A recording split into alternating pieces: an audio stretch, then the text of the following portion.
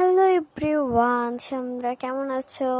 আশা করি তোমরা অনেক ভালো আছো গাইস। আমি অনেক ভালো আছি। আজকে হচ্ছে একাদশী গাইস, সকাল থেকে বেশি না খেয়ে আমার মাথা তো ঘুরছে। কি করব? আমি এই যে জানলা দিয়ে দেখতেছি, মানে ভাল লাগে না, মানে বন্দি একটা বাড়ির মধ্যে থাকা। আমি যদি আমার মামার বাসায় ওখানে তো গ্রাম, আমি তো সারাদিন খেলতাম, মানে সব মজা টজা করতাম।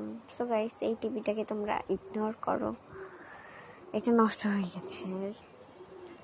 যা বলতে ধরেছিলাম, কি মজা করতাম, এখানে তো বন্দি জীবন, আর কিছুই করার নেই, পরিবেশকে মানিয়ে চলতেই হবে।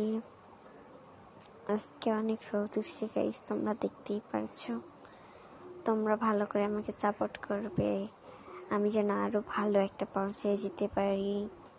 এই যে এটা আমাদের একটা বকুল ফুলের গাছ, অনেক বকুল ফুল পড়ে আছে, আর এই যে একটা নিয়ে আপনাদের দেখাচ্ছি। ওকে।